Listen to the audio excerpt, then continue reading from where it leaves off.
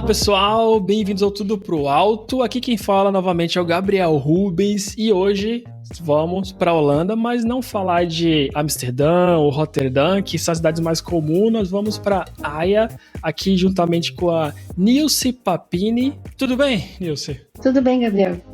Obrigada aí pelo convite. Muito feliz em participar do podcast. Que isso, eu que agradeço e já volto para ti para você se apresentar, né? Falar quem é você, o que você faz. Isso vai dar um contexto pra gente de como você foi parar aí na Holanda. Legal. Bom, meu nome é Nilce. Eu nasci em Osasco, São Paulo. Eu comecei a trabalhar com TI. Na verdade, foi meio que por acaso. Eu sou formada em administração.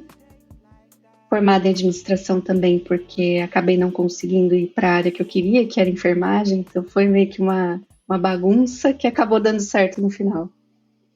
E eu comecei como analista de cadastro, suporte, implantação, novos negócios. E aí fui para a área de projetos. Comecei a ser gerente de projetos aí, sempre trabalhando com software, né, desenvolvimento, sempre aí ajudando o pessoal de desenvolvimento e da parte de tecnologia. E aí depois comecei a perceber, né, primeiro tirei o PMP, super difícil a prova, tudo tranquilo, depois comecei a perceber que essa parte de projetos não estava mais tão importante na área de TI, e aí eu comecei indo, né, aos poucos aí para a parte de Agile, né, comecei a fazer, né, tirar as certificações Scrum Master, e aí comecei a trabalhar com isso no Brasil. O último trabalho que eu tive grande assim no Brasil foi primeiro como coordenadora de tecnologia no Banco Santander, e aí enquanto eu trabalhava como coordenadora no Banco Santander, a gente começou a implementar mais a parte de Scrum, né, passando aí do Waterfall, indo mais para a parte do Agile. E aí meu namorado recebeu o convite para vir trabalhar na Holanda. E já era um assunto bem conversado entre a gente, já era um desejo muito grande de sair do Brasil. E aí ele aceitou a proposta e eu pedi para sair do banco, né? Então ele veio primeiro, ele recebeu a proposta, já veio para a Holanda, e enquanto isso eu fiquei resolvendo os processos burocráticos lá no banco até conseguir sair. E nesse meio tempo começou a pandemia, então demorou um pouco mais do que eu gostaria, essa minha vinda para cá. Eles começaram a fechar as fronteiras, começou a ter lockdown, e aí eu meio que fui obrigada a casar para poder vir para cá com ele. Então a gente casou por procuração. É até engraçado, né, que ele participou pelo celular e eu casei com a minha mãe, que a minha mãe estava na procuração. Mas enfim, detalhes à parte. A tecnologia ajudou, pelo menos estava lá. Ajudou bastante. Isso foi, acho que o único ganho, né, em relação ao Covid foi esse desenvolvimento da tecnologia que teve que ser muito rápido, né? E aí a gente fez todo o processo e acabei vindo para cá. Então já tinha saído do banco, eu fiquei parada. Depois que eu vim para cá, eu fiquei um tempo parada. Primeiro porque eu não tinha muita confiança no meu inglês, né? Então, e outra, né? Eu vim para um país que se fala Dutch e é uma língua totalmente diferente, né? É uma coisa assim, de outro mundo pra gente. E quando a gente vem para cá, a gente não tem confiança em nada, basicamente, porque tá todo mundo falando outra língua, você não sabe se você vai se encaixar, todo mundo, né, europeu, a visão que a gente tem do europeu quando mora no Brasil é outra, né? E aí a gente começa a se adaptar. Então eu fiquei alguns meses parada nessa adaptação, só que eu queria trabalhar de alguma forma, então eu comecei a trabalhar remotamente para uma empresa brasileira, daqui para o Brasil. Então 5 horas de time zone aí, bem complicado. E foi no primeiro verão que eu passei aqui. Então eu via o sol se pondo às 10 horas da noite e eu só terminava de trabalhar às 11. Então eu acabei não aproveitando muito o primeiro verão. Então fiquei nessa empresa por não por muito tempo. E aí comecei a ter mais confiança, né? Que você se vê aí numa situação que você precisa melhorar. Mas você começou a estudar inglês? Ou aí? Não, eu já tinha inglês. Eu já tinha um inglês meio que intermediário. Mas eu meio que me boicotava, assim. Sim. Eu acho que não é suficiente. Eu acho que eu preciso estudar um pouco mais. Então, eu já fazia curso. Antes de vir para cá, eu já fazia curso. Mas a gente nunca acha que é suficiente, né? A gente quer sempre estar ali no 100%, como se fosse possível, né? Enfim. Aí, depois de um tempo trabalhando nessa empresa e estudando inglês em paralelo, eu decidi me abrir para o mercado holandês, né? Além da língua, teve um outro aspecto que me preocupou bastante, que foi em relação a eu ser brasileira, eu trabalhar num viés mais de coordenação, mais de gestão de equipe, mais de liderança, que eu acreditei que por ser mulher também, acreditei por todos esses fatores ser meio que um problema já no Brasil, né, de preconceito e de não ser todo mundo que aceita, né, pessoas com essas características trabalhando no Brasil, pela própria área de Sim. tecnologia ser mais, né, mais amplamente aí, dirigida por homens e, né. Então eu tinha esses dois fatores que me deixavam um pouco mais receosa de tentar. Até que eu resolvi me abrir para esse mercado.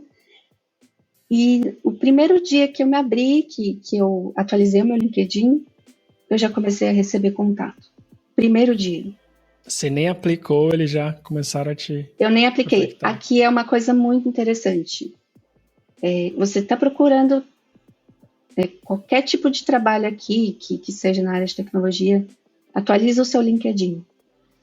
Inclusive, tem até algumas pessoas, alguns brasileiros que cobram para dar direcionamento de como você atualiza o seu LinkedIn para eles te encontrarem aqui. Eles te encontrarem, o que eu digo, headhunters. Aqui, você não vai ter uma empresa que tem o RH que vai procurar pessoas para trabalhar. São os headhunters que são pagos para te encontrar e para te dar o caminho direto ao RH das empresas. Né? Então, assim que você atualiza o seu LinkedIn, que você coloca lá as palavras-chave, que você deixa ele do jeito que os headhunters esperam, porque o que eles fazem? Eles simplesmente jogam algumas palavras-chave no LinkedIn, pesquisam e te encontram. É só isso que eles fazem. Então, você sabendo como atualizar é muito importante para você conseguir o contato deles aqui. Então, no primeiro dia eu já comecei a receber contatos, vagas muito boas. É bem importante você dizer no seu LinkedIn se você tem cidadania europeia, porque dificilmente uma empresa aqui vai te pegar se você não tem cidadania ou se você não mora aqui. Eles dão muito mais prioridade para quem é Dutch. Então, se você não tem um sobrenome Van der alguma coisa, é um pouco mais difícil, mas mesmo assim, no primeiro dia eu já tive vários contatos. E são contatos e são salários diferenciados, então você também consegue emprego se você preferir não trabalhar como CLT, né, o employee, que a gente chama aqui. Você pode trabalhar como contractor, e aí o contractor você precisa abrir uma empresa, mas aí você ganha muito mais do que trabalhando diretamente pela empresa. Né? São duas opções que você tem. E naquele momento eu tive vários contatos, mas teve uma empresa que era multinacional e que não me pedia Dutch. E essa empresa que eu fui com o processo adiante e que eu acabei passando no processo todo. Não foi muito complexo, assim, como eu te falei, foi em uma semana. A entrevista E como foi esse processo? O headhunter entrou em contato comigo, me passou para o RH, O RH me passou todos os detalhes da vaga e agendou a entrevista com o gestor da área e com o Agile Coach. Durante a entrevista, foi uma entrevista de meia hora. Durante a entrevista, eles me pedem para falar sobre minha experiência, basicamente tudo que estava escrito no LinkedIn, né? E aí, depois que eu falei sobre a minha experiência, o Agile Coach fez uma pequena prova para saber se eu ia pela direção mesmo que eles esperavam. Então, isso tudo em meia hora. Passando a entrevista, eles já me deram a devolutiva, já falaram que eu tinha passado e que eu não tinha mais nenhuma outra fase. O meu caso, ele não é padrão, né? As pessoas que vieram de fora e que eu tenho contato aqui na Holanda, a maior parte deles são da área de TI, mas eles são mais técnicos. E aí, para a parte técnica, é um pouco mais complicado. Tem que fazer normalmente um projetinho, né? Às vezes tu tem um live in code. São várias fases. Depende do seu perfil. Se você for um pouco mais júnior, eles pedem muito mais para você fazer uma prova. Mas se você tiver um perfil mais sênior e você fala, não vou fazer a prova, essa é a minha experiência, às vezes eles aceitam sem fazer a prova. Então depende de como você se porta e também se você já tem alguma experiência aqui na Europa. Porque eles consideram bastante indicação de empresas anteriores e experiências anteriores que você teve aqui. Uhum. E você tinha comentado que tava com um pouco de receio do inglês, né? Tipo, esse receio era verdade mesmo, assim, que tipo, tu ia ter dificuldade ou foi tranquila? Então, eu ainda não tô 100%. O que eu fiz para conseguir o trabalho? Eu me preparei muito para a entrevista. Muito mesmo. Porque ali eu acho que foi onde eu mais estudei inglês assim, nos últimos tempos. Uhum. Eu passei horas estudando e decorando mesmo o que eu ia falar na entrevista. Foi o único momento que eu tive que realmente me preparar para esse trabalho. No dia a dia, eu trabalho numa empresa multinacional. A maior parte das pessoas não são nativos em inglês. Então, todo mundo tem algum problema com a língua. Não problema, mas alguma certa dificuldade em alguma coisa em relação ao inglês. Né? O sotaque, então, a pronúncia, sim. Tem pessoas... Eu trabalho com pessoas da Europa, trabalho com pessoas da Ásia. Então, tem gente da Malásia, tem gente das Filipinas, como tem gente de Portugal, também fala português. Então, tem gente da Espanha, às vezes a gente fala espanhol. Mas a língua oficial da empresa é o inglês. E tem muito aqui na Holanda, né? Tem muita empresa multinacional aqui procurando. Tá bom, então, tu passou do processo da entrevista, né? Todos eles, e a hora de começar a trabalhar. E aí tem uma dificuldade, eu acho que diferente de um desenvolvedor, programador, né? Que acaba recebendo muito, né? O que vai fazer, principalmente quando não é a lead ou tech lead, assim. Você tem que ensinar, né, a equipe. Como Scrum Master, é parte do teu papel facilitar o trabalho da equipe, né? Então eu queria saber, tipo, quantas equipes tu trabalha e qual que é a configuração dela, assim, de nacionalidades, assim? Hoje eu trabalho com 4 equipes. Eu sou a Scrum Master que mais tem equipes na empresa, inclusive é uma reclamação minha. Mas enfim, tenho 4 times. Eu tenho 2 deles que todos os membros dos times são da Ucrânia. Inclusive, durante a guerra, o início da guerra, tive que lidar bastante com essa situação, que para mim foi muito difícil. A gente nunca espera ter esse tipo de não sei, é realmente... problema pra lidar, né? Tipo, você tem que dar um apoio. E, tipo, não é uma coisa que a gente tá preparado, né? Eu tenho amigos ucranianos na Ucrânia e mesma coisa, continuo em contato, mas eu não sei o que falar, tipo, não sei o que fazer, não, né? Porque, tipo, difícil. Eu pensei muito nisso, eu falei, cara, eu não tô preparado. Eu já tive pessoas com depressão, problema familiar, perda, tudo que tu vai aprendendo, né? E aí fala, cara, agora eu não sei o que falar, tipo... Então, pra ti, né, foi mais direto. Foi mais ou menos um mês, assim, tentando lidar com a situação. As pessoas, a maioria estavam em Kiev, então elas tinham que procurar um lugar para ficar. E aí a gente teve que planejar. Foi um erro da empresa também, né, que a gente conversou depois. Já existia o risco da guerra acontecer, e a gente tem pessoas de outras nacionalidades em outros times, então eles poderiam ter feito um mix, né, de nacionalidades, para não ficar 100% dependente das pessoas que estavam, né, ali com risco de não conseguir trabalhar.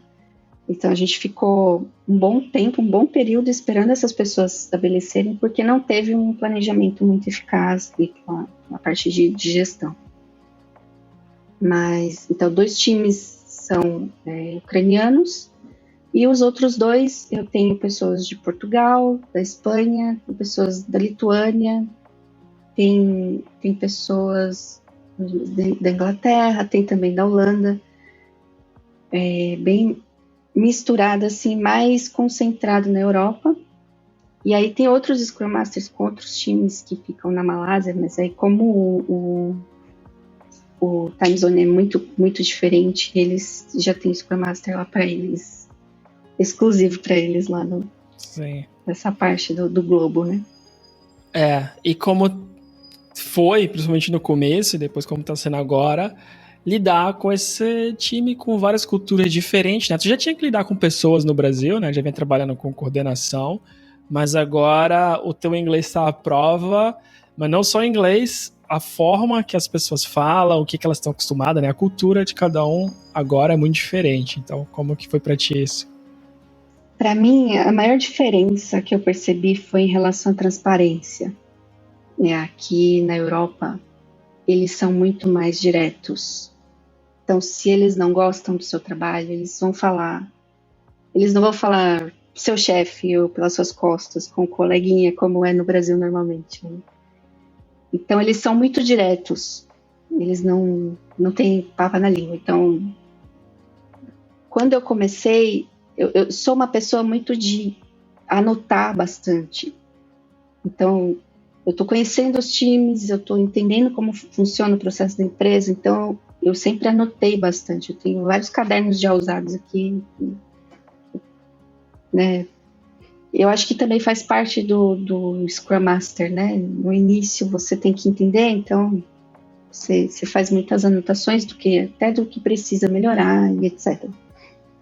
E tem até um caso interessante que um deles, durante uma reunião, eu ainda estava como observando, né, e ouvindo para tentar entender como eles faziam, para ver como a gente poderia ajustar o processo e melhorar.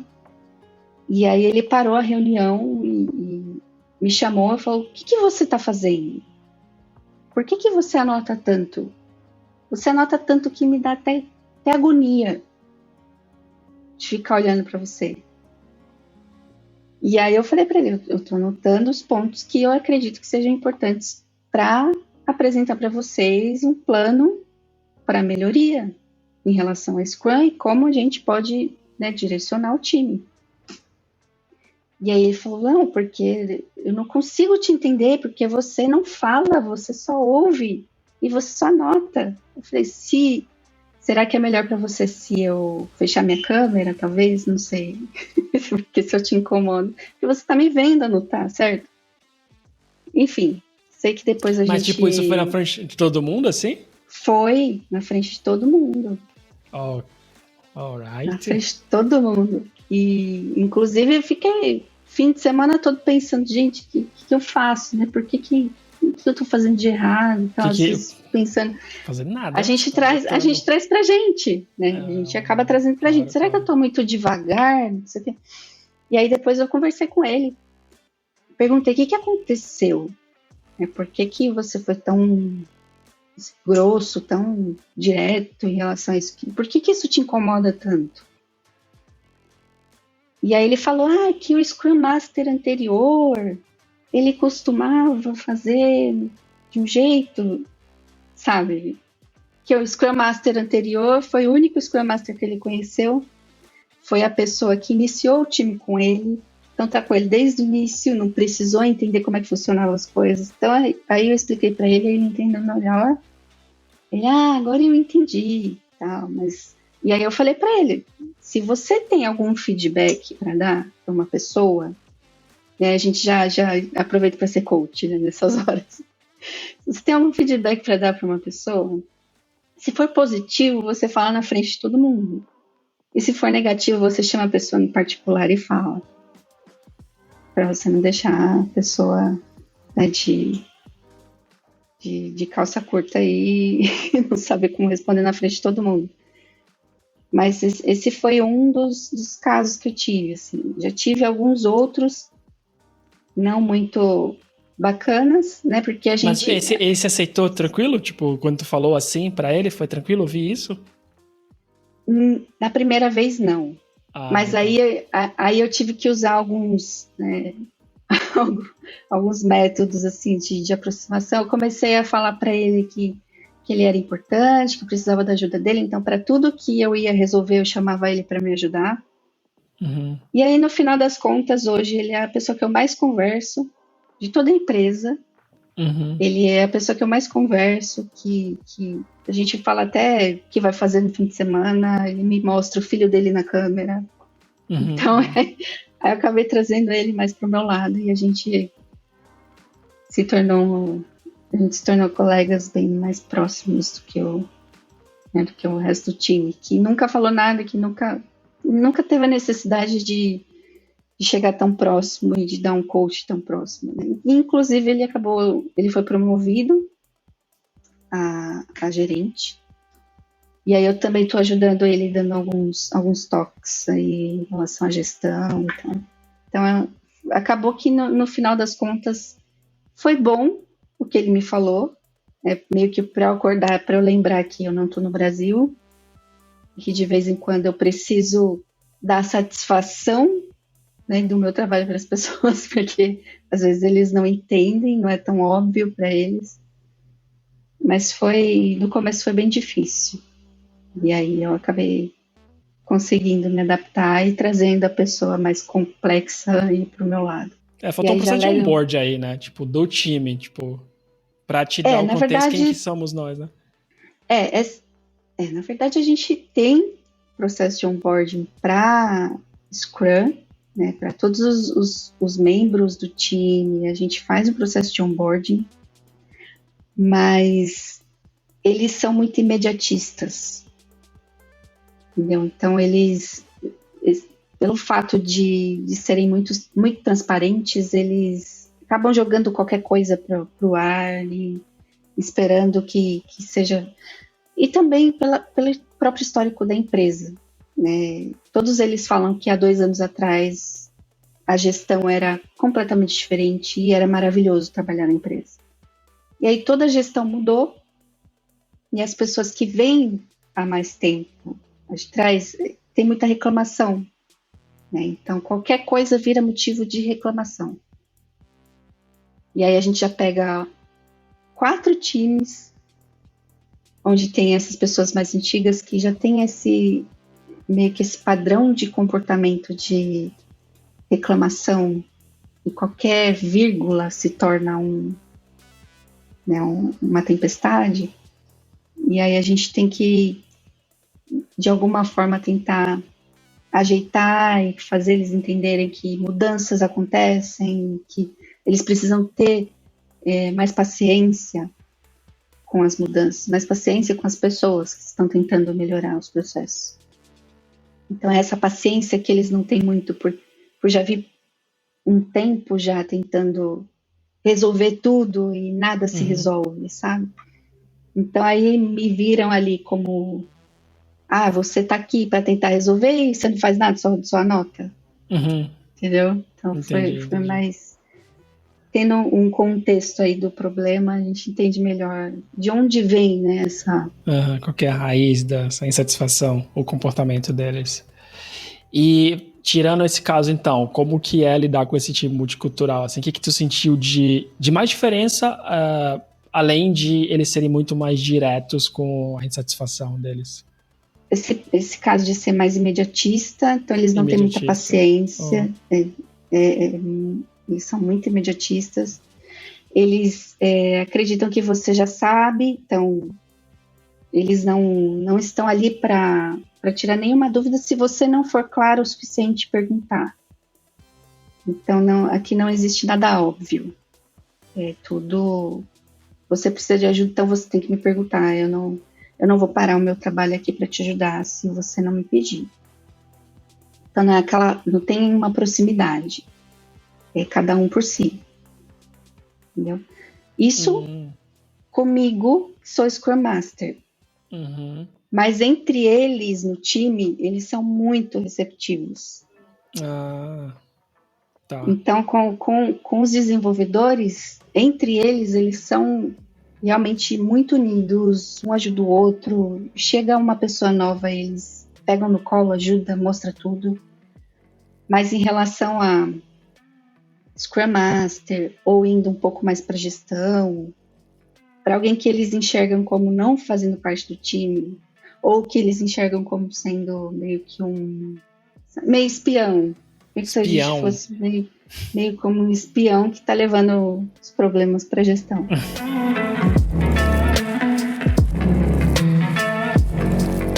Nessas tuas iterações também, porque tem várias nacionalidades, né? E tu sentiu alguma diferença de, tipo, alguma tendência? Ou são só mais pessoas que tu fala assim, essa pessoa aqui é muito mais direta do que a outra? Ou não, tem uma tendência de, tipo, olha, o pessoal desse país aqui se comporta um pouco dessa forma. Tu falou que tem muitos ucranianos, o pessoal daqui dessa outra forma. Tem muitos ucranianos, tem muitos portugueses agora. Eu percebo que os portugueses, os espanhóis, eles são mais emocionais. Então, é mais fácil você aproximar, né? Então, até mesmo pela língua, acredito que por falar, eu falo diretamente português com eles, né? A gente, quando eles entraram, eles são novos também, a gente começou a trabalhar com os portugueses agora, faz 2 meses, eles integraram os times, eles são sempre muito receptivos, eles sempre aceitam sugestões, os direcionamentos, eles são muito bons de trabalhar, muito mais fáceis de trabalhar do que os ucranianos. Os ucranianos são muito secos, muito mais difícil de você conseguir integrar o time e você trazer eles para mais próximo. Mas os lituanos também, acho que essa parte mais Europa, né, a parte do leste europeu, do leste europeu, eles são bem mais frios, né? Os holandeses, eles são curiosos, assim, não só no trabalho, mas no dia a dia, eles são muito, como é que eu digo? Eles são entrões, assim, eles querem saber o que você está fazendo, e quer saber da sua vida, quer saber tudo em detalhe, nem o vizinho quer saber, né? As janelas aqui são gigantes, as pessoas não usam cortina, então todo mundo fica olhando dentro da sua casa, quer ver o que você está fazendo, é bem... e é assim também no trabalho. E os ingleses, né? Os ingleses, eles têm uma tendência a achar que eles sempre estão certos. Então, é bem difícil você conseguir. Eles são mais complexos em relação a se você tem alguma discordância, eles dificilmente vão aceitar qualquer tipo de ideia que você tenha, se for, né, oposto ao que eles pensam. Então, eles sempre acham que são melhores, assim. E aquela pessoa que perguntou do teu trabalho, ele é holandês mesmo? Não, esse que falou é espanhol. É espanhol. É espanhol. E aí, conversando mais com ele, entendi que ele está passando por algumas dificuldades pessoais e isso acabou impactando no jeito de falar com as pessoas. Então, eu perguntei, né, quando ele falou que ia virar gerente, aí eu perguntei para ele por que às vezes ele entra nas reuniões, ele Ele briga, assim, ele é uma pessoa que você não sabe o que esperar. Um dia ele tá de bom humor e trata todo mundo muito bem, tá sorridente, tá conversando, tá tudo bem. No dia seguinte, ele tá com a cara fechada, ele maltrata todo mundo e ele não quer saber, distrai. É uma pessoa que você não tem como saber como vai ser o dia seguinte. Então, mas é uma pessoa que você consegue ver na cara dele. Fica claro o que tá sentindo, né? Tu falou de ser mais emocional. Super transparente. Muito mais emocional, super transparente. E aí tem uma outra pessoa que é eu acredito que essa pessoa seja o mais complicado da empresa toda. Que ele trabalha na empresa há 15 anos, ele nunca trabalhou em outro lugar. Então ele tem um histórico, né, aquele histórico que eu te falei de eu já vivi numa época boa nessa empresa e agora tá tudo uma droga. Tá, hora de abrir o LinkedIn, talvez, né? Então, a gente eu tava falando com outro Scrum Master, eu falei, talvez a gente pode criar um perfil para ele e começar a distribuir currículo para os recrutadores entrarem em contato, porque ele é uma pessoa realmente insuportável. Ele faz de tudo. Você entra na reunião na dele e você fala, bom dia. Ele fala, bom dia para quem? Tá vendo que tem uma guerra ali na Ucrânia? Uhum. Tem crianças sendo Então vamos agradecer estupradas. que a gente não tá, né, numa guerra, né? Então, e vamos, sei lá, doar para quem não tá conseguindo. E aí, todo dia. Aí você vai na retrospectiva, é só problema. Só problema. Porque você não tá fazendo seu trabalho. Porque a empresa, a gestão não tá fazendo o trabalho dela. E aí é carregado, né? O time fica completamente carregado de mau humor. E aí 15 dias atrás ele estava de férias, o time era outro. Você ouvia até passarinho. Mas enfim, eu acho muito que a pessoa, tecnicamente, né, tipo, a gente evolui. Culturalmente, acho que também, né, o modo de estar, tipo, tu conversar, mas quem insiste em não dar certo, puta, talvez é até melhor pra pessoa mudar, né, melhor pro time, porque se uma pessoa influencia negativamente um time inteiro, não sei. E na empresa, a gente faz a Overall Retrospective, que aí a gente coloca todos os times, são 13 times, a gente coloca todos os times para falar o que foi bom na sprint, o que foi ruim na sprint e, né, tomar algumas ações em relação a isso. E ele sempre faz questão de participar. E eu até já falei, por outra pessoa, mas é sempre ele que vai, no final das contas. Ele sempre dá um jeito de ir. E aí, além de dificultar o trabalho do próprio time dele, ele traz essa energia negativa para todos os outros times, para todos os outros 12 times. E detalhe que eu não comentei com você, por que a empresa não manda ele embora?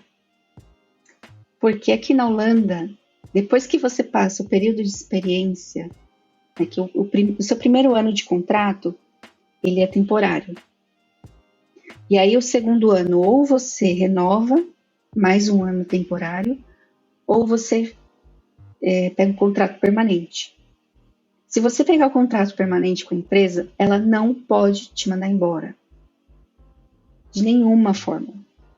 Porque se ela te mandar embora, ela tem que justificar para o governo por que ela fez isso. E ela paga multa. Porque se era uma pessoa que não era para ter um contrato permanente, por que você contratou? Então, aqui na Holanda, é muito bom para quem é funcionário, só que, dependendo da índole da pessoa, é muito ruim para a empresa.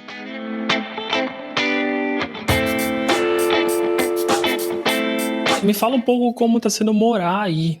Como eu comentei no começo, normalmente as pessoas estão, né, em Amsterdã ou aos arredores, Rotterdam, Utrecht, né, também, assim. Uhum. Então tem bastante gente, mas em Haia, poucos brasileiros. A gente, na verdade, a gente encontra brasileiro. Em todo lugar. Eu ainda não tenho uma viagem, eu acho que eu não tenho nenhuma viagem que eu passei mais de um dia que eu não ouvi português do Brasil. De português de Portugal também, principalmente quando tá na Espanha, mas não tem nenhuma viagem que eu não ouvi português do Brasil. Aqui em Haia é mais difícil de você achar brasileiro comparando com Amsterdã e Rotterdam, porque aqui não tem muitas empresas multinacionais em Haia. Em Haia fica mais essa parte jurídica, né? Tem ali praticamente todos os consulados ficam aqui. Então vem muito mais esse pessoal da parte jurídica morar para cá. E as empresas de tecnologia estão mais concentradas em Amsterdã, em Rotterdam, também Eindhoven. Eindhoven é um lugar que tem bastante brasileiro, que ficam muito mais para o sul e até mais perto da Alemanha e da Bélgica do que de Amsterdã. E por que eu vim morar, né, em Haia? Porque a empresa que o meu marido veio trabalhar, ela tinha filial em Amsterdã e filial em Haia. E aí a gente veio visitar Haia para ver onde a gente gostava mais. E a gente não tá numa vibe assim de tanta farra, tanta festa, né? Que tem em Amsterdã. Amsterdã é barulho o tempo todo, é gente para cima e para baixo. E em Haia é muito bonito, muito organizado. Aqui é impressionante, assim, toda esquina tem flores, sabe? É lindo, lindo. E sem contar também que aqui tem a praia. Então, que a gente imaginou no momento que a gente veio que a gente ia aproveitar bastante, mas que no final das contas a gente acaba ficando muito mais para dentro e fora da praia, porque venta muito aqui. Agora no verão a gente consegue aproveitar mais, mas a maior parte do tempo a gente vai para ficar vendo o pessoal fazendo kitesurf, porque durante o inverno a praia fica mais cheia do que durante o verão. A galera aproveitando lá o vento. É muito bonito, assim, aqui é muito bonito. Mas não dá para entrar Imagina na a água. água, né? Isso que eu ia falar, né? Água no inverno ainda. Você sabe que aqui é bem interessante isso, né? Todo ano novo, os holandeses eles têm a cultura de meia-noite entrar na água da praia para dar um mergulho. Okay, e aí eles saem, ganham uma sopinha, um cobertorzinho. Mas aí a gente fica bem. Beleza, eu vou fazer isso. É o teu último ano de vida, né? Não, nem acabou. Pensar. Nem pensar. Mas para eles é claro, né? Eles nasceram aqui e a parte. Outra coisa muito, muito interessante aqui em relação à saúde. A gente que vem do Brasil, a gente está acostumado a tomar antibiótico para qualquer coisa, anti-inflamatório. Dá uma dorzinha aqui, você vai lá e toma só dipirona. Primeiro que dipirona não existe. Né? Sim. Aqui é tudo paracetamol. E aí você vai no médico, se você tem qualquer coisa que você tem, você vai no médico, ele te manda tomar paracetamol e sopinha quente, ou um chazinho. Sopinha. Ou um chazinho. Por quê? Eles estão acostumados, desde que a criança nasce, eles colocam a criança no tempo, assim, para se acostumar mesmo. Então eles se recuperam muito mais fácil do que a gente. Que eles não usam esses artifícios, eles não precisam. A gente sempre se protege demais. No Brasil você vê a galera colocando roupinha em husky siberiano. Sim. Esse costume de se proteger demais. Aqui não tem, então eles têm muito mais anticorpos, eles estão muito mais preparados para o tempo do que a gente.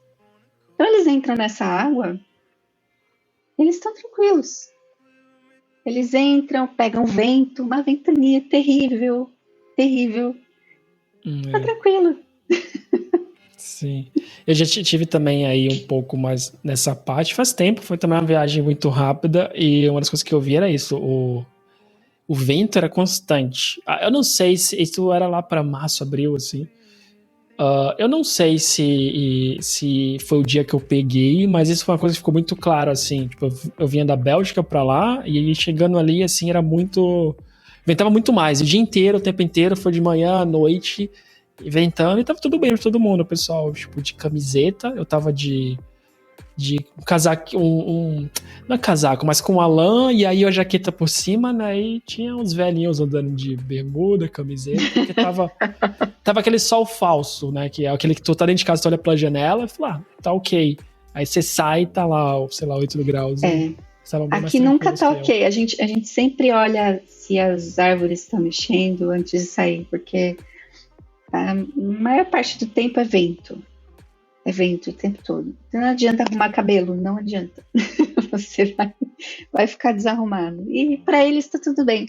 Aqui você não pode usar guarda-chuva, porque vai Por sair causa do vento. voando, vai quebrar. Nossa. Não, capa de É, chuva. Aí você faz sua malinha. Você vê, tá sol lá fora? Tá, mas leva sua capinha de chuva. Porque o tempo sim. aqui faz. Você muda assim Muito de uma rápido. hora para outra muito rápido. E é por isso que tem tanto kitesurf também, né? Que o vento é diário. Diário. Mas o inverno enche muito mais porque o vento é muito mais forte. Então, aí você vê tudo coloridinho, assim, parece um monte de pipa Uhum. no meio da água, assim, é bem bonito. Ah, que legal. Que legal, que legal. Mas eu não consigo entender como, né? No inverno, mas eles conseguem. É, É. pra eles isso é natural, né? É parte da vida. É isso, é isso. Acho que a gente reclama porque a gente viu coisa diferente, então tem que acostumar a isso, né? E como que tá sendo, tipo, no geral, morar na cidade, né? Que você vem do Brasil e escolheu uma cidade menor, assim. Então, tu falou que a tua vibe já é de mais tranquilidade, então acho que isso já ajuda a setar expectativas, né? Mas como que tá sendo morar aí? Tipo, opções de lazer, coisa pra fazer? É... Olha, Sim. aqui tem tudo. Acho que a única coisa que a gente sente falta é uma montanha, né? Porque é tudo muito Ah, flat. Muito flat. Você tá. faz tudo de bicicleta, dependendo da velocidade do vento. Porque senão também fica Sério, o impossível. vento impede de andar de bicicleta? Impede, impede. E ele sempre tá contra você. Você vai para a direita, o vento tá vindo contra você. Você vai para esquerda, tá vindo contra você. Não tem jeito. Ele parece que ele fica em círculos. Né? Mas eu te falei, a cidade é linda.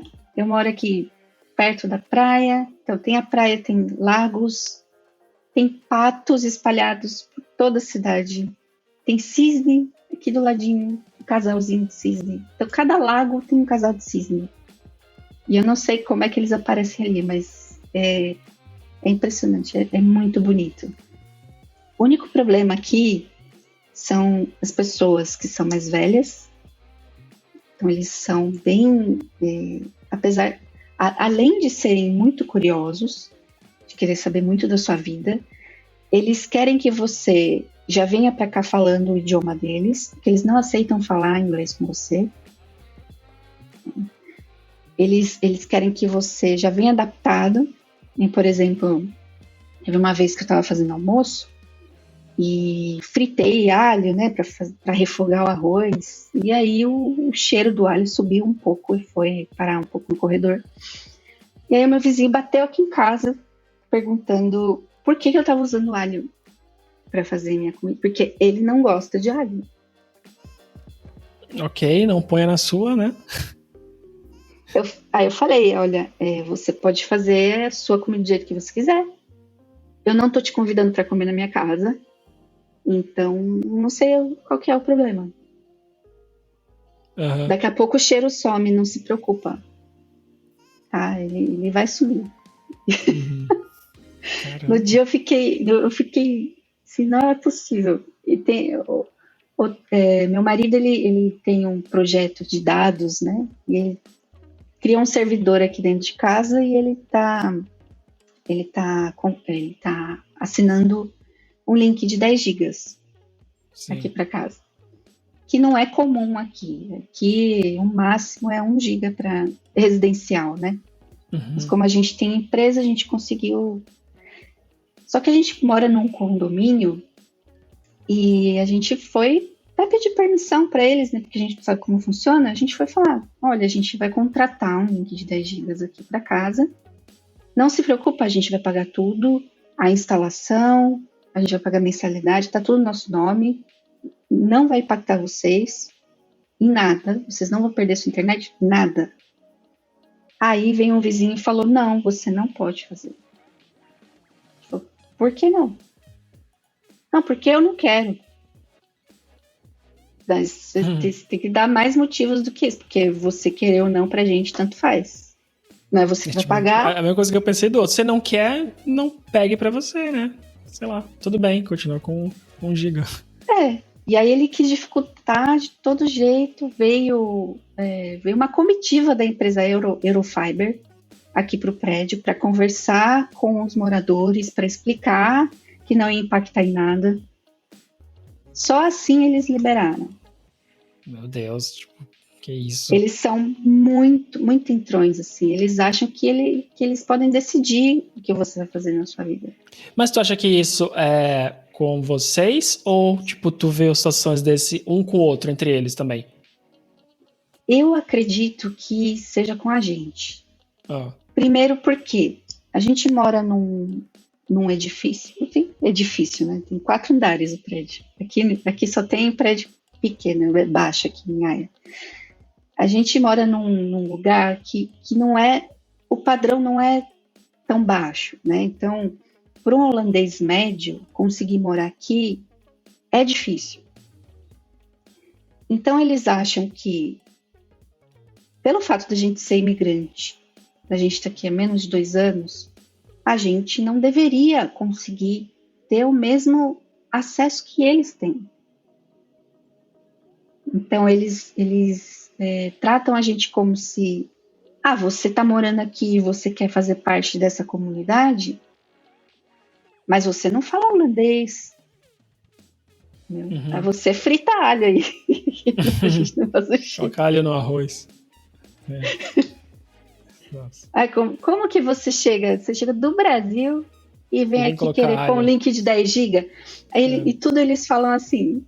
É engraçado, tem um casal de amigos que estão reformando a casa e aí eles querem colocar tudo do jeito deles. E eles não se importam de pagar um pouco mais caro, né? E eles vão nos lugares para comprar as coisas, as pessoas falam, mas isso é muito caro. O vendedor que fala isso. Tem certeza que você quer comprar isso? Mas isso é muito caro. Caramba. Por que você não continua com o que você tem lá? Que dá para usar mais e tal. E aí é a mesma coisa aqui. Por que você quer pôr esse link? É muito caro. Mas eu que vou pagar. Não vai sair do seu bolso. Aí teve outra situação. Aqui no prédio, aqui na Holanda toda, é muito comum você ver carro elétrico, né? E aqui no prédio não tem carregador. E aí meu marido, a gente estava pensando em comprar um carro elétrico, só que se comprasse o carro elétrico aqui, ia ter que deixar ele na esquina lá e depois ir buscar, porque demora para carregar, né? E aí meu marido falou, não, eu coloco, né, o negócio aqui, vamos ver quanto é, a gente põe aqui no prédio para eu usar. Aí o vizinho falou, mas que? É muito caro. Para tudo. Mas é muito caro. Não tô te perguntando quanto é. Eu tô falando que eu vou pôr. Eu vou pagar. Eu vou fazer. Não, mas é muito caro. Tudo para eles é isso. Tá bom. É bizarro.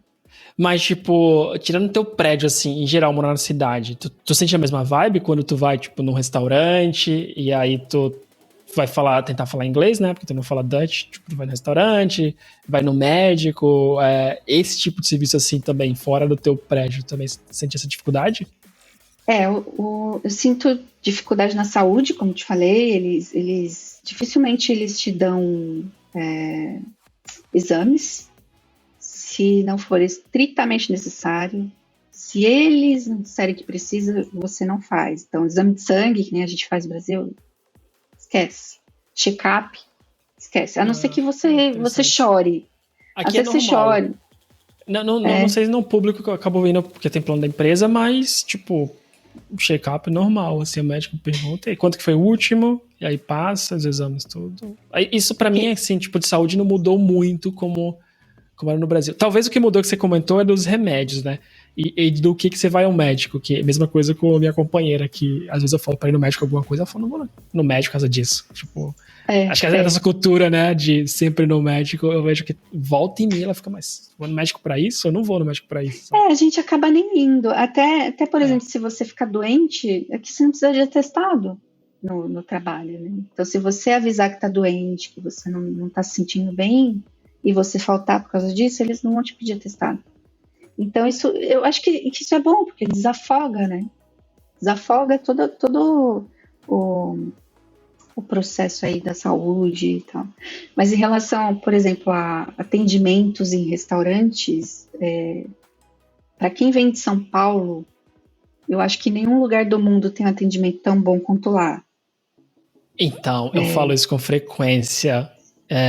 O pessoal aqui não me entende, porque eu falo, cara, às vezes não é ruim. Eu parei de falar isso porque eu já vi que o pessoal não consegue entender, sabe?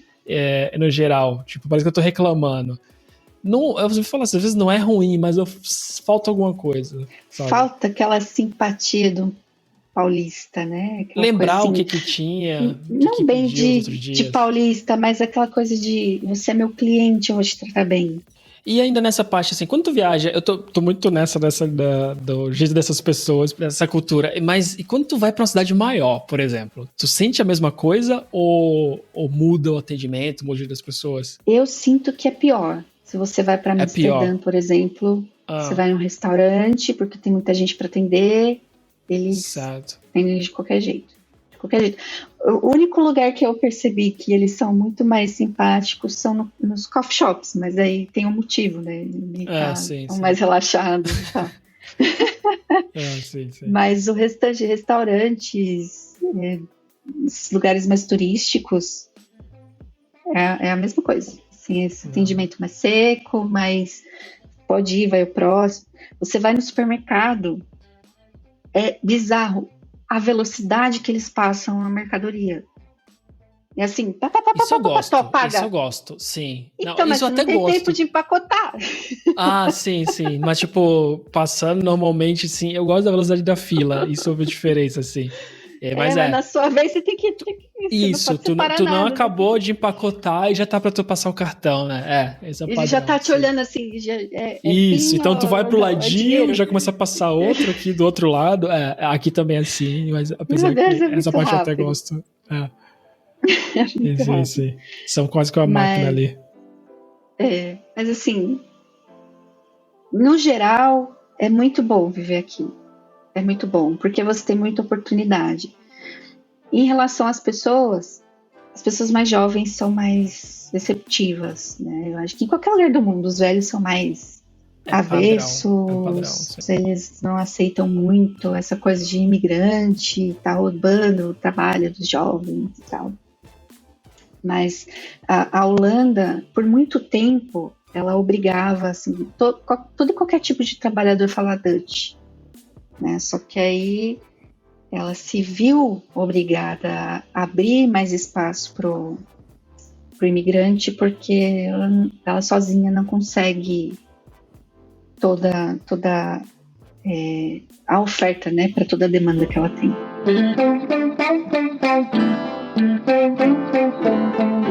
Então, Nilce, muito obrigado pelo papo, muito obrigado por apresentar um pouco como que essa vida numa cidade diferente na Holanda, né, e como que está sendo trabalhado também com tanta gente de outros países e novamente, né, uma coisa que eu comento bastante, a proximidade cultural de Portugal e Espanha, né, tu sente aí a diferença das outras pessoas para eles. Eu adicionaria até a Itália nesse bolo aí, que eu também tenho a mesma sensação de que às vezes facilita muito a nossa vida, né? Mas obrigado, foi bom entender. E tu quer deixar algum recado final, alguma coisa? Só, o único recado que eu queria deixar é: não tenham medo, né? A gente acha que a gente nunca é suficiente, mas sempre vai ter alguma empresa que vai acreditar na gente, até mais do que a gente mesmo, né? Então, não se boicote, vai fundo, mesmo que você não tenha 100% do que é solicitado,